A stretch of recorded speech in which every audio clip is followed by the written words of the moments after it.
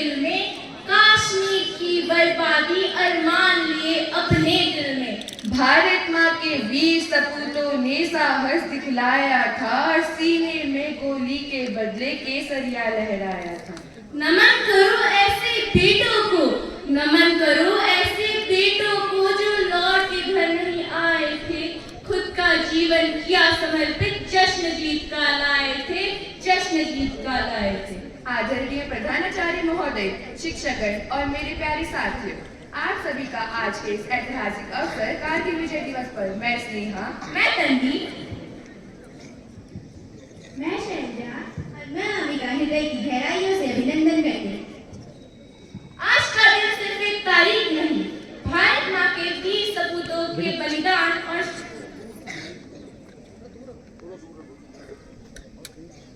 आज का दिन सिर्फ एक तारीख नहीं, भारत माता के वीर सपूतों के बलिदान और शौर्य की अमिट गाथा है।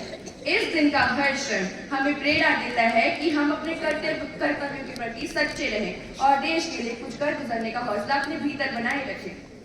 आइए अपने भीतर की देशभक्त को जागृत करें, बाजुओं में उबाल बनाए रखें और मेरे साथ पूरे जोश के साथ नारा लगाएं, भारत माता की वंदे वंदे। धन्यवाद। अब मैं हमारे विद्यालय के सम्मानित प्रधानाचार्य महोदय से निवेदन करती हूँ कि कृपया आज के इस गौरवमयी कार्यक्रम का प्रारंभ करने की अनुमति प्रदान करें। धन्यवाद। कभी नहीं भूलना चाहिए कि जब हम और आप अपने घरों में सुरक्षित बैठे हैं या फिर सुरक्षित महसूस करते हैं, तो इसकी एक बड़ी वजह है कि हमारे देश की सीमाओं पर हमारे सैनिक हर वक्त तैनात रहते हैं, तैयार रहते हैं भारत माँ की रक्षा के लिए और हम सबकी हिफाजत के लिए। भारत एक विशाल देश है। जिस प्रकार यहाँ की संस्कृति में विभिन्न रंग देखने को मिलते हैं, उसी प्रकार यहाँ की सरहदों पर भी विभिन्नता देखने को मिलती है। कहीं धूप में तमदा रेगिस्तान, कहीं पहाड़, कहीं विशाल नदी नाले, जिन्हें पार करके देश में शांति फैलाने की ताक में बैठा रहता है दुश्मन पड़ोसी पाकिस्तान। फिर भी वहाँ तो कहीं इतना बियाबान, इतनी सर्दी की घास भी नहीं उग पाती, फिर भी वहाँ खड़े रहते हैं हमारे वीर सैनिक, क्योंकि वो जानते हैं कि उस ओर भी एक दुश्मन खड़ा है, चीन। अब चलते हैं साल 1999 की तरफ, जब पाक के नापाक जहाजों ने कश्मीर में कोशिश की भारत की कुछ चोटियों पर घुसपैठियों की शक्ल पर कब्जा करने की। इसके बाद शुरू हुआ कारगिल का यह भीषण युद्ध और हमारी सेना का ऑपरेशन विजय। और आज हम बात करने जा रहे हैं ऑपरेशन विजय के दौरान हमारी सेना की सबसे डेकोरेटेड बटालियन 13 चेकलिफ्ट अथवा 13 जम्मू कश्मीर राइफल्स है। आज की गाथा है इस बटालियन के कमांडिंग ऑफिसर, जिनका नाम कोड नेम चाणक्य था और जो बाद में लेफ्टिनेंट जनरल के ओहदे तक पहुंचे।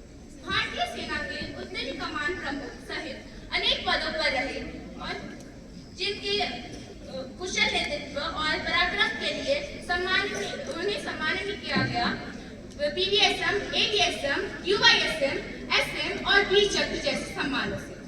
जी हाँ, आपने सही पहचाना। आज की वीर गाथा समर्पित है retired lieutenant general Yogesh Kumar Joshi को। तो अब हम इस कार्यक्रम की कमान हमारे कुशल नरेटर शारदा और आदिका को सौंपते हैं।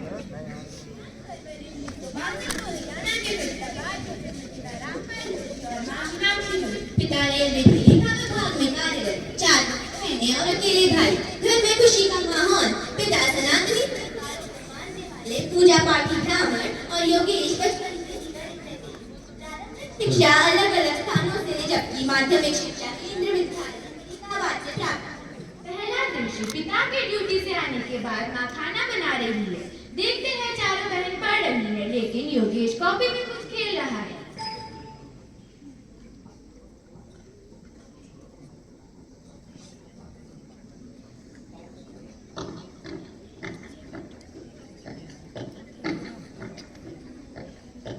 अरे बनना बेटा, ते सारे भाई बहन पढ़ाई कर रहे होंगे। पापा हम तो पढ़ रहे थे, पर यो योगेश देखो, यो तो खेल रहा है, बिल्कुल पढ़ाई न कर रहा। इस सोरे ने भेज हमारे पास कापी किताब लेकर, मैं भी देखूं कैसे ना पढ़े। बेटा पढ़ाई में ध्यान दिया कर, नाते जीवन में कदे सफलता ना मिले।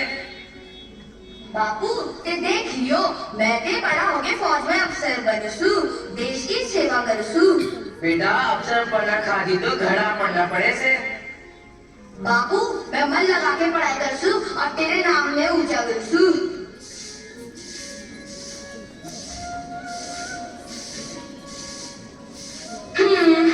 स्कूल से आके कपड़े बस्ता ढंग से रखा कर, हर बार इधर उधर फेंक देता से। यूं तो मानता है गोली, खाना खा के बर्तन भी वही छोड़ा है ऐसे। फौज में अफसर बनने की बात करे से और मुंह धोवन की तमीज कौन? अरे इधर ना कर, धीरे धीरे सब आ जासू। स्कूल की पढ़ाई के बाद एमबीए का पेपर पास करते हैं। घर में सब खुश हैं। प्रशिक्षण के लिए राष्ट्रीय रक्षा अकेडमी ये पढ़ना बेटा ते सारे भाई बहन लड़कवास से पूरे महाराष्ट्र चले जाते हैं। पुणे में कैडेट का प्रशिक्षण पाकर आईएएम देहरादून में ट्रेनिंग के लिए चले गए।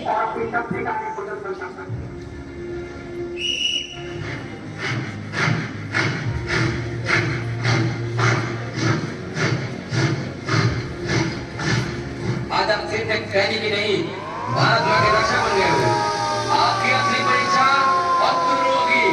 बॉर्डर पर बर्फ में दुश्मन की आंखों में आंखें डालकर।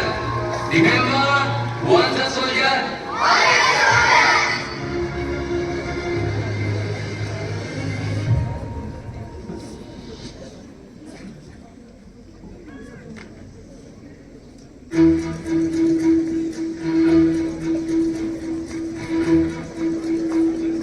योगेश बहुत खुश है। उनके सपनों को लग चुके थे। अपना दूसरे वह देश जहाँ एक कालम शान इंसान और परिश्रम से भारतीय सेना का भविष्य बनने की ओर अग्रसर है। कंधों से मिलते हैं कंधे, कदमों से कदम मिलते हैं। हम चलते हैं जब ऐसे तो दिल दुश्मन के हिलते हैं। अब तो हमें आगे बढ़ते हैं रहना, अब तो हमें साथी है बस इतना ही कहना। अब तो हमें आगे बढ़ते हैं रहना, अब तो हमें साथी है बस इतना ही कहना। अब जो भी हो शुदा बन के पत्थर है पिघलाना, अब जो भी हो बादल बन के पर्वत पर है छाना। कदमों से मिलते हैं चलते, कदमों से कदम मिलते हैं। हम चलते हैं प्रशिक्षण के बाद 12 जून 1982 को सचिन जम्मू और कश्मीर राइफल्स में कमीशन प्राप्त हुआ। उनका बचपन का सपना पूरा हुआ। योगेश के माता पिता बहुत खुश हैं। देखो बेटा, अब तुम आगे में जा रहे हो। वहाँ नॉनवेज भी खाना पड़ सकता है। जैसी भी परिस्थितियों में उसका सामना करना, हिचकिचाना मत और देश की सेवा करना। बापू आप चिंता मत करो, अब आप सिर्फ रेलवे में नहीं, देश के उस अफसर के पिता भी हो जो आपकी तरह देश की सेवा करेगा, ये वर्दी पहनकर।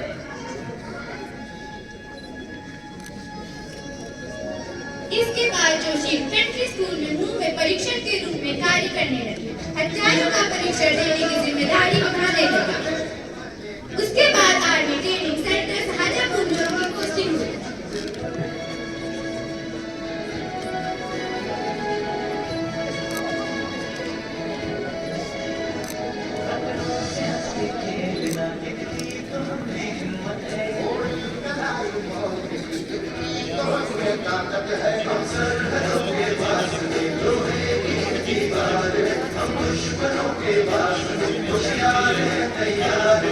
जो भी हो शोला बन के पत्थर है पिघलाना, अब जो भी हो बादल बन के पर्वत पर है छाना। कंधों से मिलते हैं कंधे, कदमों से कदम मिलते हैं। हम चलते हैं जब ऐसे तो दिल दुश्मन के हिलते हैं। दिन 7 जून 1999 कारगिल क्षेत्र से आ रही अलग अलग सूचनाओं के बीच तत्कालीन प्रधानमंत्री श्री अटल बिहारी वाजपेयी का देश के नाम संदेश, जिससे ये बात स्पष्ट हो चुकी थी कि भारत पाकिस्तान के बीच सिर्फ गोलाबारी नहीं, युद्ध शुरू हो चुका है। दुनिया ने देखा, आप दुनिया से देखेंगे कि हम ताकत की रक्षा देखे और अपनी शक्तिशाली प्रदर्शन कर सकते हैं। ये लड़ाई भी चले और लड़ाई को जीत रहे तो ये हमें प्रयास करना। लड़ाई के परिणाम के बारे में भी मेरे मन में कोई संदेह नहीं है। हमारी जीतें निश्चित है और हम बड़ी होकर दिखाएंगे। कल पाकिस्तान के प्रधानमंत्री ने जो मेरी ग्रेटर अवस्था तो उन्होंने बिल्कुल सही फोन पर बात की। उन्होंने वही बात दोहराई जो मुझे विदेश मंत्री राजनाथ सिंह ने नियंत्रण रेखा का सम्मान होना चाहिए, ऐसा उनका कहना है। नियंत्रण रेखा का उल्लंघन किसने किया? मैं स्थिति को बताऊं, 27 साल तक नियंत्रण रेखा को कोई चुनौती नहीं। इतने बार पाकिस्तान से बात की, कोई उन्होंने कभी नियंत्रण रेखा कर मतभेद होने का असर देखा है।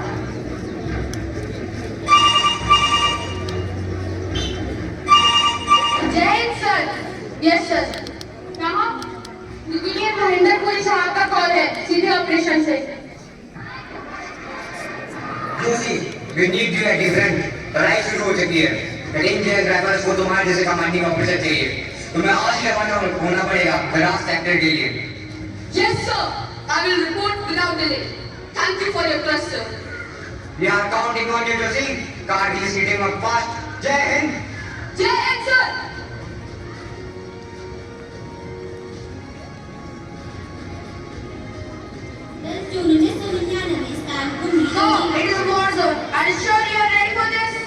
देखो मेजर, मुझे मोर्चा चुनने का मौका नहीं मिला, लेकिन अब जब बुलावा आया है तो पीछे हटना एक अफसर की नहीं, कायर की निशानी है। I am going measure for my men, for my tribal।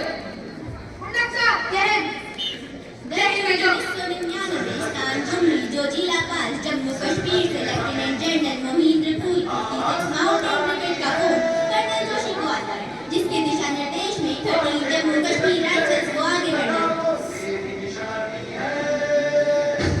Colonel Joshi के लिए यह बिल्कुल नया अनुभव, लेकिन वह पूरे जोश के साथ देश सेवा के लिए तैयार थे। शाहजहांपुर से निकलते हैं और साथ ही मेजर उनको छोड़ने आते हैं।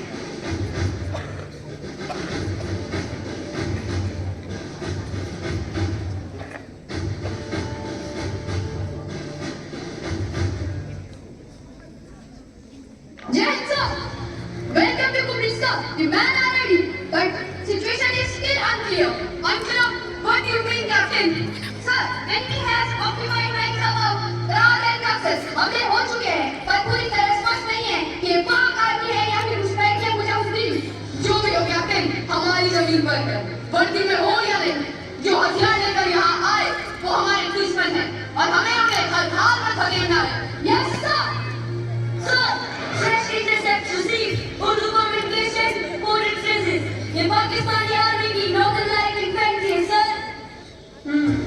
तो अब कोई संदेह नहीं था, ये सिर्फ घुसपैठ नहीं, युद्ध है।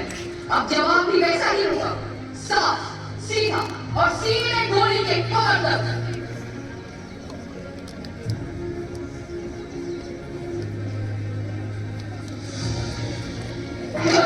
राइफल्स का पीछे नहीं है, फिर से ऊंचे पहाड़ों पर दिल का फैलाना है और ये काम हम करेंगे सब मिलकर। मेरे साथ सब तैयार हैं? कोई शक? तो चलो, अब ना कोई रुकावट होगी, ना कोई पीछे हटेगा। दुश्मनों के इरादों पर चकनाचूर कर देगा।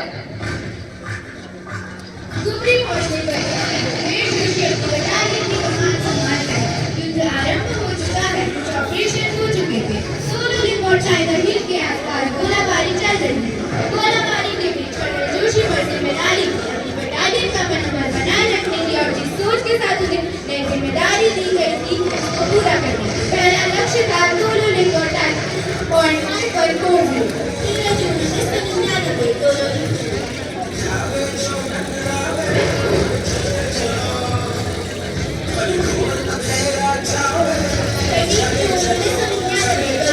चढ़ाई के दौरान चारों तरफ गोलियों की आवाज। रात का समय, एकदम खड़ी चढ़ाई में उनके साथी थकने लगते हैं। कैप्टन राजेश बैठ जाते हैं, उनका मनोबल बढ़ाते हैं और आगे बढ़ते हैं। आगे बढ़ते ही उसी पत्थर पर दुल्हन का एक 8 तरी से इलाका गिरता है, जिससे पूरा पत्थर चकनाचूर हो जाता है। Enemy artillery active. We are under observation. Observation पे है तो अच्छा है। देख ले कौन आ रहा है। ये 13 जैक राइफल्स है। पीछे हटना हमें आता नहीं।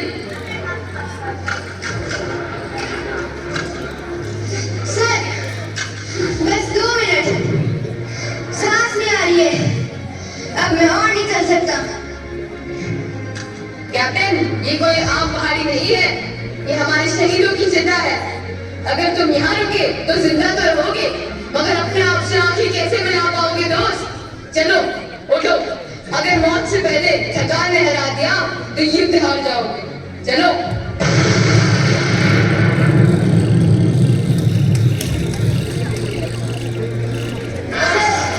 आपने बचा दिया। बचाता तो ऊपर वाला है राजेश। हाँ, अगर तुम वहाँ होते तो जिंदा रहना मुश्किल था। भगवान भी उन्हीं की सहायता करता है जो चलते रहते हैं। दूर पहाड़ी पर सिग्नल 18 ग्रेनेडियर्स का है ना? Yes sir, Colonel Prashad sending a guide. We are moving in. ऊपर पहाड़ी पर पहुंच जोशी, हालात बहुत अच्छे नहीं है। हमारे कई जवान यहीं पे शहीद हुए। दुश्मन ने ऊंचाई का पूरा फायदा उठाया। तो हम भी वही करेंगे कर्नल ठाकुर। दुश्मन को उसके किले में घुसकर मारेंगे। सुबह देखते हैं चारों तरफ 18 ग्रेनेडियर्स के जवानों के परतीब शरीर पड़े हैं। अल्फा कंपनी आगे बढ़ती है, चारों तरफ से गोलियों की आवाज आ रही है। आगे बढ़ते हैं, दुश्मन जबरदस्त गोलाबारी कर रहा है। अब कर्नल जोशी संपर्क करते हैं 56 माउंटेन ब्रिगेड के ब्रिगेडियर अमरौल से। सामने वाली चोटी पर स्नाइपर दे दिया है। अगली फायर में उसका काम तमाम करता हूँ। पोजीशन बदलो, उसने भी तुम्हें देख लिया है, समझे? साहब, मौत से आंखें मिलाकर जीने का मजा ही कुछ और है।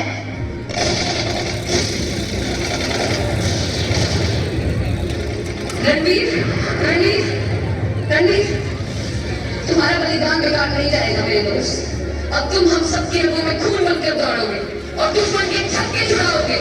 दुर्गा माता की जय! दुर्गा माता की जय!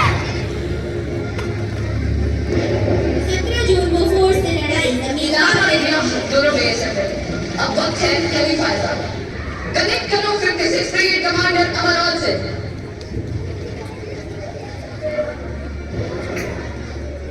सर, हम मूव नहीं कर पा रहे हैं।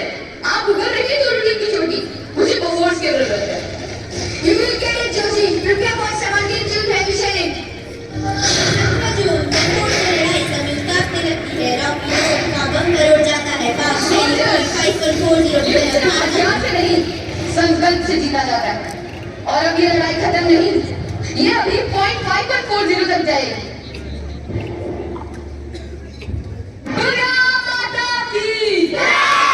भारत माता की जय! सर, अल्फा ने चोटी के पीछे से अप्रोच लिया है। वे रॉकी नोक की दीवार के पास है। संपर्क करो मेजर भास्कर से। कहो ये आखिरी चढ़ाई है, पीछे हटना मना है। Boys, this is not just a hill. These are enemy men. I will take this. We break them. Bravo, क्या आप लोग लोकिनोक पर पहुंच गए? डेल्टा, क्या हम कॉम्प्लेक्स पर कवर किया जा सकता है? ओह या That's a yes. ये दिल मांगे बोल। चार की शेषा, do you copy? Copy that conflict. Shersha और Kurdi. That the और शेरशाह अगर ऊपर आया तो जिंदा वापस नहीं जाएगा। We will see about that.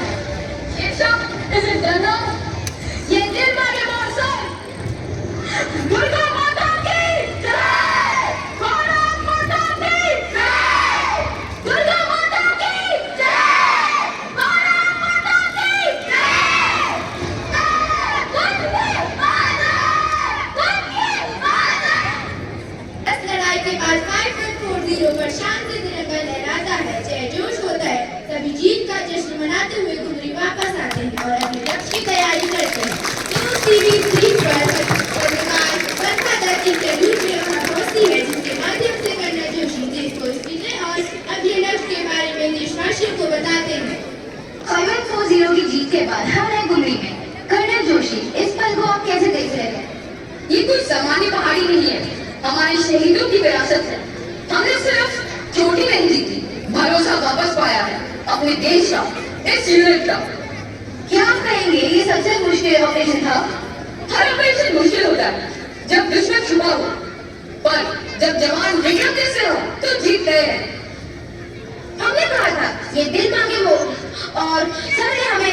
किया इसे पूरा करने का। कोई संदेश देशवासियों को? 5.40 पर तिरंगा लहरा रहा है। बस थोड़ी देर और फिर 4875 पर भी तिरंगा शान से लहराएगा। 22 जून 1999 कुमरी बेस कैंप जोशी मैप देख रहे हैं। साथ में विक्रम बत्रा, मेजर विजय भास्कर, मेजर जनरल पूरी रेडियो पर कर्नल जोशी को क्या आदेश देते हैं।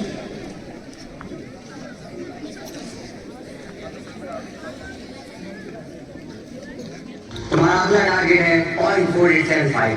सड़क की सुरक्षा इसी पर निर्भर है। Can you take it? Yes sir, 13 Jack Rifles is ready. We will not let you down sir.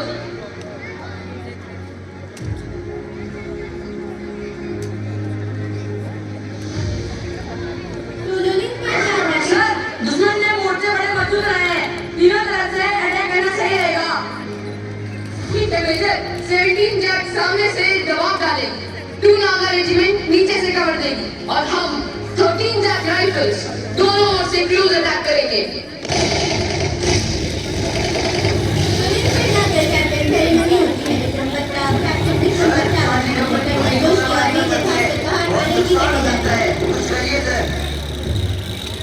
Rose attack, missile तैयार करो।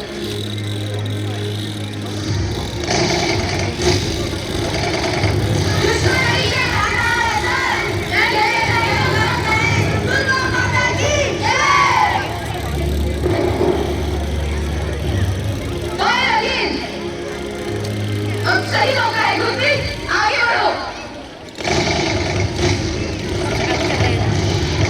रमेश, मशीन गन की पोजीशन साफ करनी है। राइफलमैन संजय कुमार, अब तुम्हारी बारी है। Yes sir. सर, शेरशाह, अब क्या स्थिति है? सर, बहुत बड़ी बात है, मगर पोस्ट पर लगातार फायरिंग हो रही है। मैं अब और इंतजार नहीं कर सकता सर।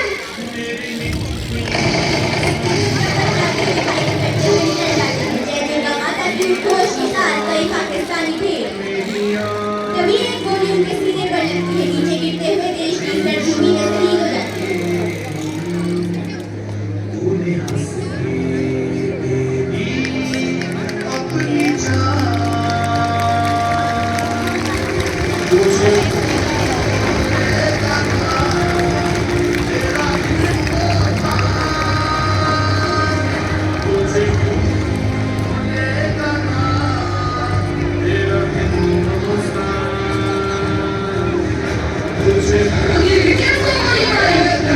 छोड़ूंगा नहीं, एक-एक को चुन-चुन कर मारूंगा। दुर्गा माता की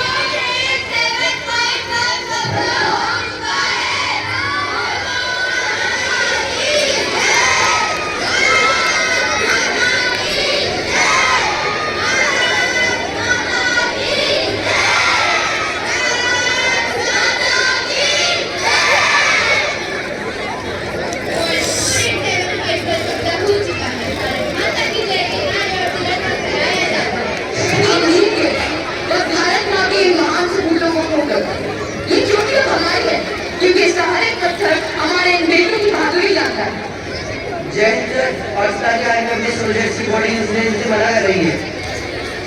ये भारतीय सेना एक सम्मानित सेना, अगर पाक आर्मी अपने जवानों की बॉडी देने से मना कर रही है तो हम इनका अंतिम संस्कार करेंगे, इनकी मान्यताओं के अनुसार करेंगे, क्योंकि हम लड़ाई जीतते हैं, इंसानियत नहीं हारते। भारत माता की, भारत माता की, भारत माता की, वंदे वंदे वंदे जय। 15 अगस्त 1999 को भारत के तत्कालीन राष्ट्रपति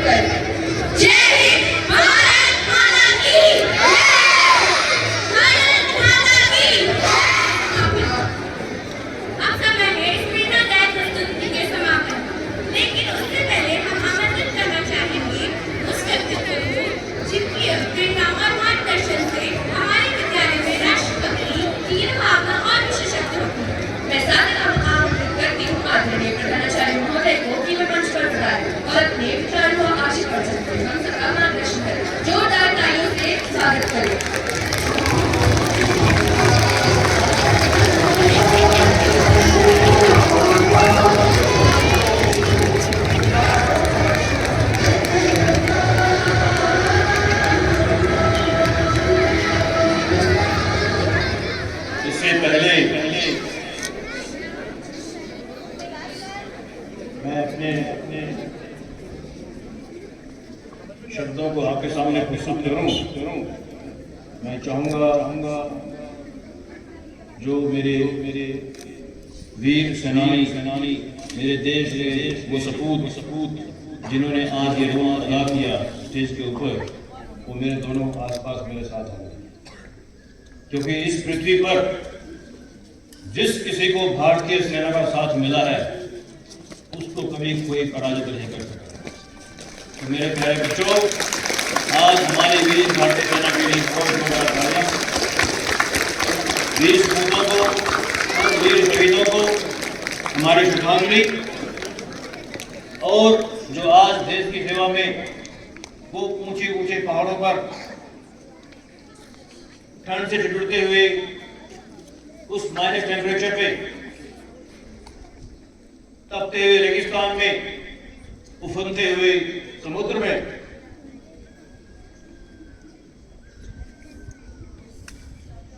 आसमान और पाताल में जहां भारतीय सेना के शूरवीर तिरंगे को फहरा रहे हैं, उन सबको शत नमन, बहुत बहुत प्रणाम। हमारा नतमस्तक माथा उनके चरणों में।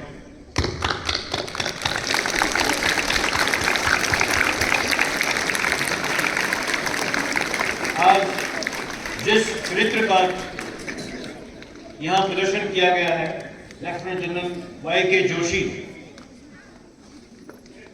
मैं चाहूंगा incharge concern officer please come on the stage. I request the teachers to please have a seat. आप लोग बैठ जाएं प्लीज। तो बच्चों, ये हमारे ऐसे वीर सेनानी, the most decorated, one of the most decorated general officers and the only decorated general officer on both the adversaries fronts. इन्होंने अपना शौर्य, अपनी वीरता उसको प्रूव किया है चीन के खिलाफ युद्ध करके, जीत के, और पाकिस्तान के खिलाफ भी युद्ध जीत के। आपने कारगिल का सिर्फ एक एपिसोड देखा यहाँ, कैसे अपनी टीम के साथ ये सब जो चोटियां पीछे नजर आ रही हैं, आपको जहाँ तिरंगा लहरा रहा है उसमें टाइगर हिल है, .4158 है या 5140 है या जो तोलोलिंग है। तो ये बहुत कठिन दुर्गम क्षेत्र है और दुश्मन हाइट पे बैठ के कैसे हमारी सेना ने नीचे से जाके कहाँ रातों रात वो अंधेरे में जहाँ कुछ नजर नहीं आता, रस्सियां लाल के या माउंटेन क्लाइंबिंग करके, जिसकी प्रैक्टिस इतनी सालों से चलती रहती है, तो वो सब करके ऊपर पहुंचे, दुश्मन को सरप्राइज दिया, दुश्मन को हराया, मारा और फिर अपना तिरंगा वहां फहराया, अपने खून में उसको रंग के और गहरा रंग कर दिया उसको। मेरे बच्चों, आप सबको पता होना चाहिए कि उस वक्त मैं फौज में था और जो हमारी फौज थी वो गुरिल्ला फोर्स होती थी और मुझे भी इस युद्ध में भाग लेने का सौभाग्य प्राप्त हुआ। तो जब भी कारगिल वार ऑपरेशन विजय जिसको बोलते हैं, इसकी बात चलती है, तो मैं उस वक्त कश्मीर घाटी में था और मैंने लाइव देखा है कैसे हमारे सेना ने, हमारे सैनिकों ने वहाँ ये सब लगभग 5-6 महीने ये युद्ध चला, फरवरी मार्च से शुरू होकर जुलाई तक। तो आप देखिए कितनी बड़ी बड़ी कुर्बानियां दी थी, कितने हमारे जवान, हमारे वीर सपूत शहीद हुए इसमें, क्योंकि दुश्मन ने एक कायरतापूर्ण हम पर कोशिश की थी छुप के आने की, वेश बदल कर आने की, जो हमेशा से होती रहती है। और वहां फिर हमारे वीर सेना ने न सिर्फ उनका डटकर मुकाबला किया, उनको वहां से खदेड़ा और जो क्षेत्र पर हमारे यहाँ कब्जा कर लिया उन्होंने उसको पुनः प्राप्त किया। तो ये हम सब के लिए प्रेरणादायक बात है कि हम सब के अंदर वो खून के अंदर वो बात होना चाहिए, वो बात होनी चाहिए। ये नहीं कोई हमें हल्के में ले ले, जहां बात है देश की, मर मिटने को तैयार होनी चाहिए। आप कभी मत भूलें कि हम महाराणा प्रताप की संतान हैं, हम वीर शिवाजी की संतान हैं, हम उन ऋषि मुनियों की संतान हैं जिन्होंने वर्षों वर्ष तप किया भारतवर्ष के लिए। इतना बड़ा नाम, एक ही देश है जिसको भारत माता के नाम से बुलाया जाता है, जिसके पीछे सफिक्स माता लगता है, किसी और देश में माता नहीं लगता। क्योंकि यहाँ हम भावनाओं से जीते हैं, हम अपनी मिट्टी से दिल से जुड़े होते हैं, हम दिमाग का इस्तेमाल नहीं करते। जहाँ अपनी मातृभूमि की बात आती है बह जाते हैं दीवाने होकर, बह जाते हैं कुर्बान होने के लिए, हम परवाह नहीं करते अपनी जान की। आप सबको मालूम होना चाहिए कैसे गुरु गोविंद सिंह साहब ने अपनी मातृभूमि के लिए पूरे परिवार को, माता पिता, 4 पुत्र और स्वयं खुद को बलिदान कर दिया। हमें पता होना चाहिए कैसे मेजर सोमनाथ शर्मा ने सबसे पहला, जिनको परमवीर चक्र मिला था 1947 में 48 में, जब कबायली बनकर ये पाकिस्तानी फौज ने हम पर हमला किया था, कश्मीर पर कब्जा करने की कोशिश की थी।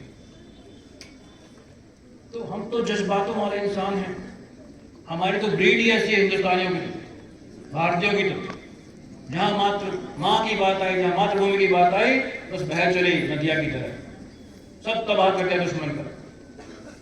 आपको पता होना चाहिए 1965 के युद्ध में, 1971 के युद्ध में कैसे हमारे वीर सैनिक अपनी छाती पर एंटी टैंक माइन बांधकर अमेरिका के दिए हुए पाकिस्तान को पेटेंट टैंक्स के आगे लेट गए थे। जिस अमेरिका ने बड़ा दावा किया था कि ये टैंक कोई इसको ध्वस्त नहीं कर सकता, लेकिन भारतीय तो भारतीय ठहरे, एक तोड़ निकाल लिया। कोई बात नहीं, बड़ी कुर्बानी चाहिए हम देंगे। एंटी टैंक माइन छाती पे बांधी और लेट के वहां से रेत में, टैंक ऊपर से आया और धड़ाम होके उड़ गई उसकी चेन, वहीं का वहीं डेड हो गया। आपको पता होना चाहिए उस युद्ध में भी उन टैंकों को ही कब्र बना दिया था भारतीय सेना ने, पाकिस्तानी सैनिकों को। टैंक छोड़ भाग रहे थे और उस ऊपर से फिर हमारे बम वर्षक विमान आए, उन्होंने उनको तबाह किया। ऐसे ही कारगिल वॉर में भी जब दुश्मन ऊपर चोटी पर बैठा था तो कैसे टैकल करें, नीचे से हमारी बफोर्स तोपें गूंजी, उन्होंने अंगड़ाई ली, उन्होंने जंबाएं ली और वो गोले दागे नीचे से ऊपर की तरफ, बहुत कठिन कार्य थे। और ऊपर से हमारी वीर एयरफोर्स वायुसेना के फाइटर जेट्स गए, उन्होंने वहां से बम्बार्डमेंट किया उनके ऊपर और दुश्मन को नष्ट नाबूद किया। बहुत सुंदर प्रस्तुति आज इन बच्चों ने की है। मैं देख रहा था कैसे हमारे छोटे बच्चे तो एकदम रोंगटे के साथ खुद भी खड़े हो गए थे उनको देखने के लिए। तो इन सब बच्चों के लिए हम सब बच्चे बहुत जोर से ताली बजाएंगे, लगभग 30 सेकेंड।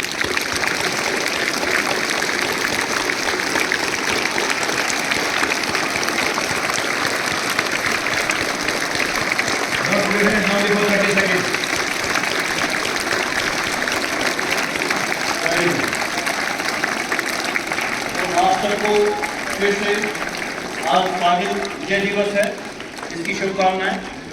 क्योंकि बहुत बड़ी कुर्बानियां दी गई थी। युद्ध तो किसी भी हालात में अच्छा नहीं होता, नुकसान दोनों तरफ से होता है, बट जब बात आ जाए आन बान और शान की तो फिर भारतीय सेना पीछे नहीं हटती। तो आप सभी को फिर से कारगिल विजय दिवस की हार्दिक शुभकामनाएं।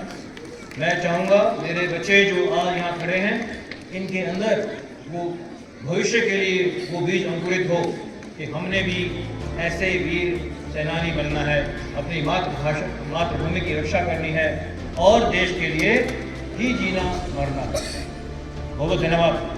जय हिंद।